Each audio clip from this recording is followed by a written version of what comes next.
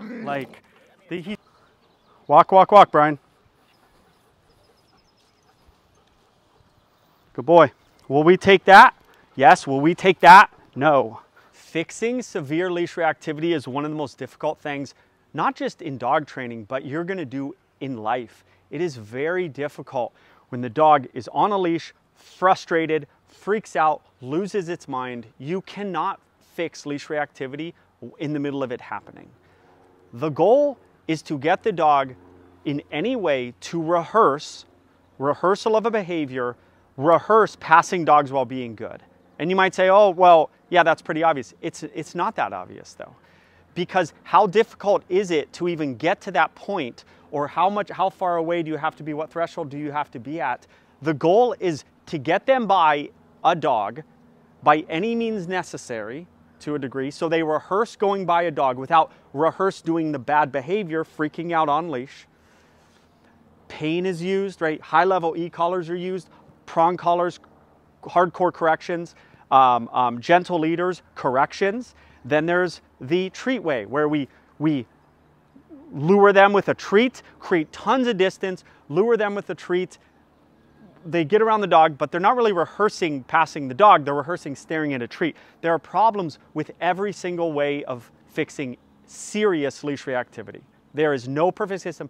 Don't let any dog trainer ever tell you that they have the system for leash reactivity.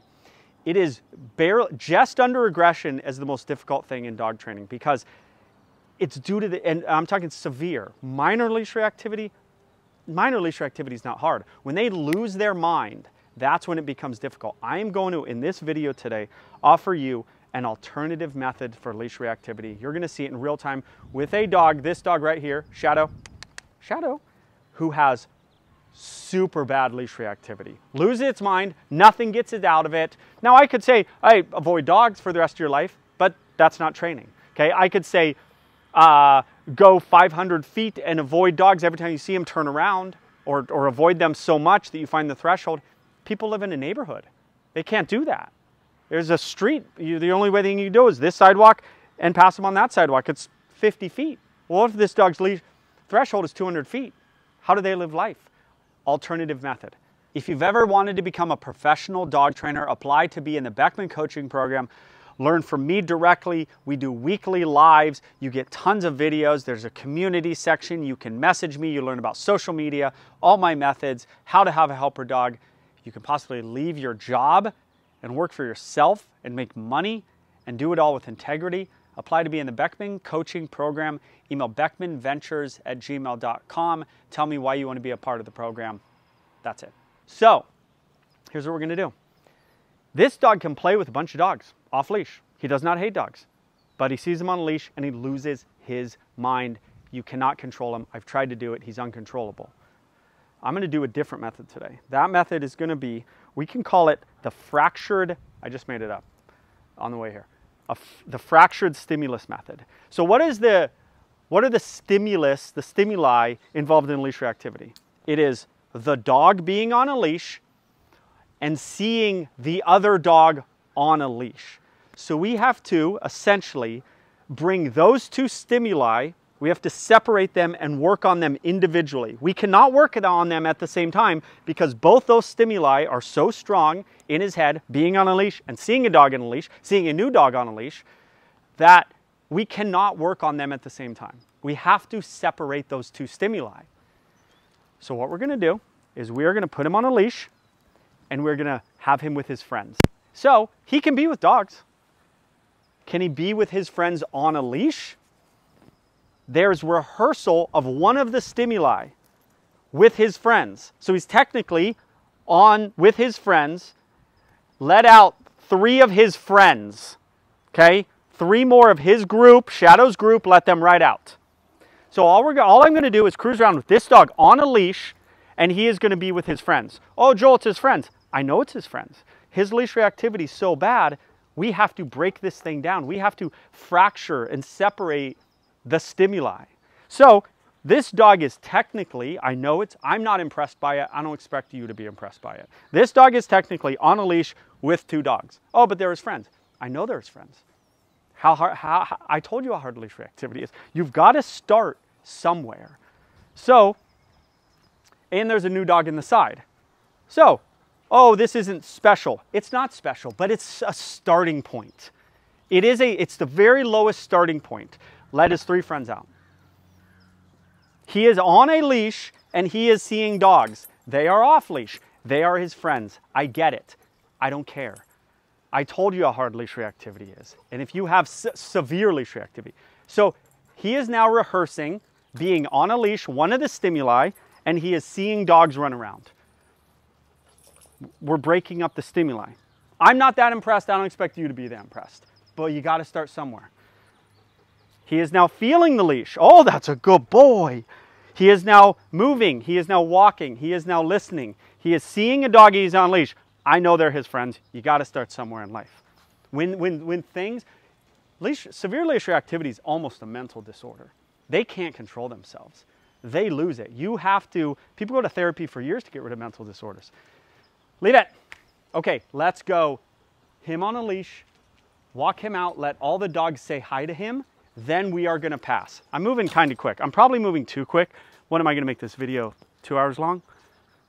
Do this thing for 2 days? So technically, if this dog can pass this bull terrier, this will technically be a rehearsal while on leash, while seeing a brand new dog he's never seen on leash, and he will be passing the dog. Look at him. He's into it. Now, yes, 5 of his friends are running around. It's not the real world, but you have to start somewhere. All the dogs are saying hi to the bull terrier. He has not seen the bull terrier. All we're going to do is you're going to come over here and we're going to pass. He's getting a little more worked up. There is technically he is on a leash and there is a new dog on leash and he sees that. But we're setting him up for success. And we're going to walk. I'm going to have some control. We are going to pass. Good boy. Good boy.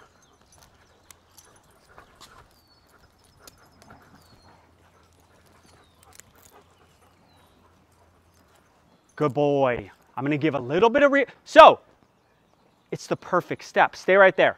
It's the perfect step. We had a reaction, but it was literally 10% of the normal reaction. Now, why was it 10% of the normal reaction?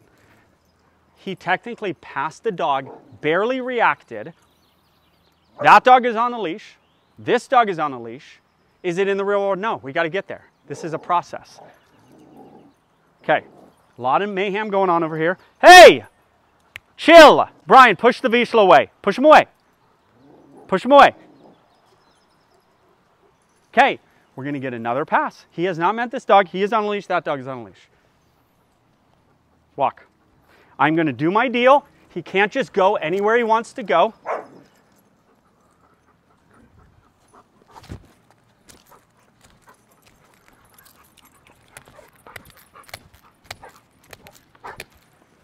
Good boy. It's actually not a good boy. I should not say that.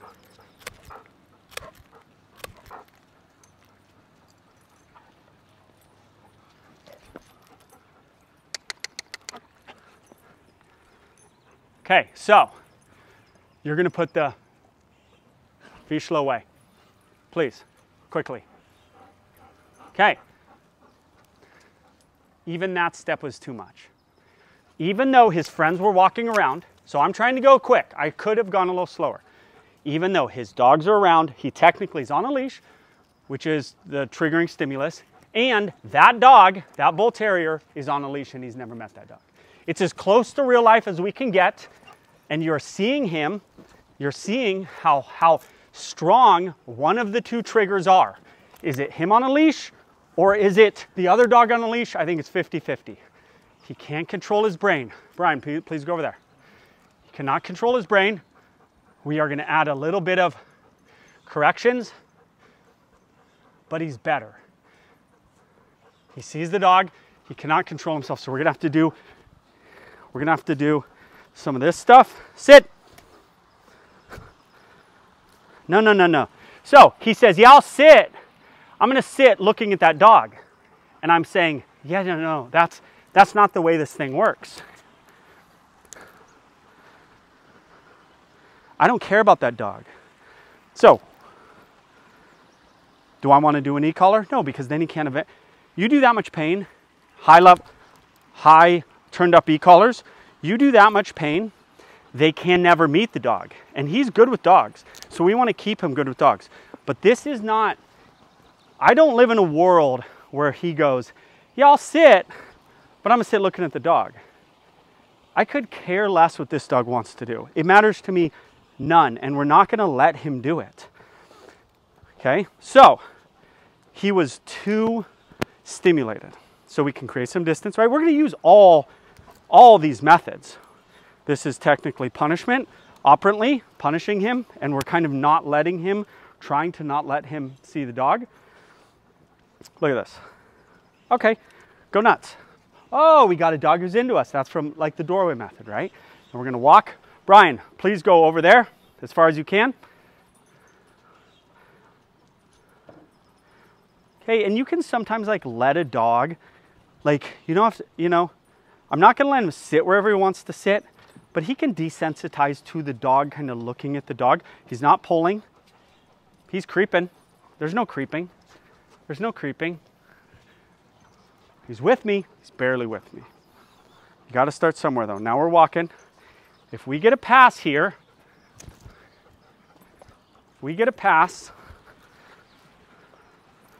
then we technically got a pass of a dog, a rehearsal of walking past another dog. Good boy, good boy. Why do I not want to tell this dog he's the greatest dog in the history of the world? Where's he going? Because this is, by the way, this is the leg flip. All it is, it's not a punishment, doesn't hurt them, they don't care.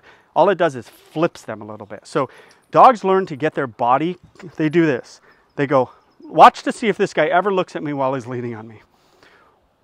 Why would he look at me? Why would he look at you? He's leaning on you. He knows where you are. Now watch. Oh! The minute I moved, he said, where's that guy? You can't let your dog get in any position they want to get in.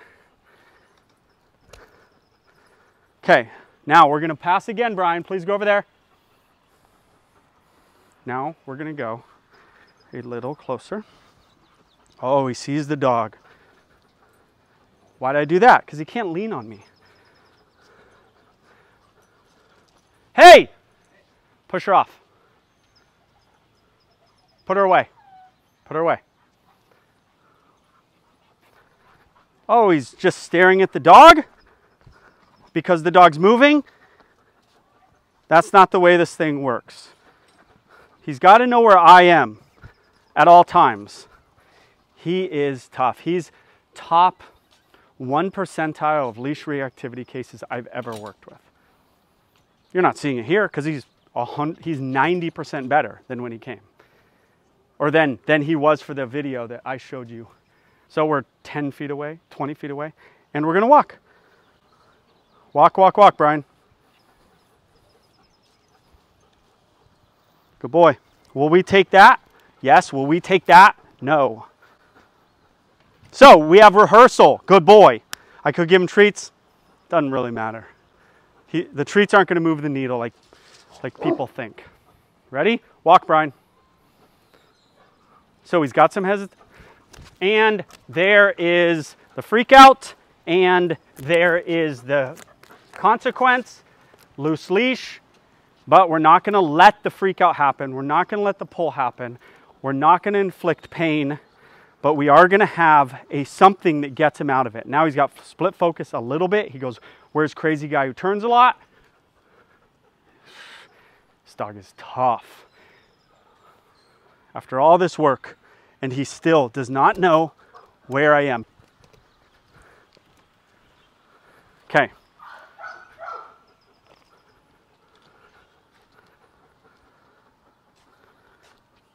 It's tough. It's tough stuff. Walk that way, please.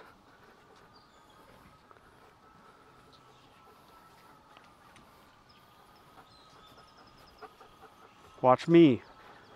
In these videos, watch what I do. Don't stare at the dog. You're going to do what I do. You're not going to do what the dog does. Okay. I'm calm. The leash is loose. I'm watching the dog the whole time. And A little bit of hold back, stare at the dog. You got to be ready when they stare for too long. That's why you got to get them out with that leg flip, with a correction. You got to get them out of that stare, and you got to see when they're just start to spiral and go and just go on their own. So we've had 2 to 3 passes, 20 feet away of this dog. Does not. He goes somewhere else. His brain goes somewhere else. I feel bad for him because he actually can't control himself. So that's why you have to do these like tiny steps. Now there's other methods that do tiny steps. Threshold, 200 feet away. That's a tiny step, technically. The timeline's too long. The other thing would be pain, right? Pain will get a dog out of, they'll go, well, that hurt so bad when I did that freak out. I'm not gonna do that freak out. Problem is, you mess them up when they meet the dog because the Pavlovian thing happens. They actually hate the dog. Happens in 50% of the cases where when leash reactivity is done with high-level e-collar stuff. So all we're doing is we're separating the stimuli. We did a little bit, okay?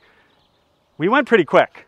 I could have let him play with this dog or meet this dog, then had them pass. That would have been a step, but the more steps you add, the more things you have to get rid of. You have to fade out for the final behavior. So the final behavior is walking down the street, seeing a dog, passing the dog with not a crazy freak out. Will this dog ever just be, there's a dog? No, that isn't this dog's brain. That does not exist, okay? So we have to manage it or get it 80% better, then it's livable. But the final behavior is just passing a dog. So the more steps I do to set this dog up for success, the more difficult the final behavior is. So we got to skip some steps, which we did today. Okay. One more pass, please go over there. Sees the dog, worked up, checked in with me, worked up, leaving me. There's no leaving me. We have to still do some of these other methods, but we did do the friends thing. We did an exercise thing where he wasn't full of energy. Now we're going to pass the dog.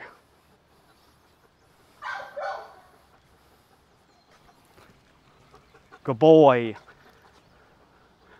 So, I was glad he looked at the dog. A lot of dogs like this, they'll learn, and especially with e-collars and prongs, they'll actually walk by the dog and they'll go, I'm not looking, I'm not looking, I'm not looking. You want the dog to look because the problem is when they do eventually look, their brain goes zoop and they freak out. They can't control themselves. So he looked, and then you could see him look and then look in with me. He did the eye not looking thing, but it wasn't because of pain. It was because of the butt flip. It was because of some minor corrections, which will take minor corrections all day because minor corrections won't make the dog hate the other dog. Pain while the dog is freaking out the other dog can make the dog hate the other dog. That is a leash reactivity video, a bit of an alternative method of using other dogs and using his friends and separating the stimuli a little bit. That's the video.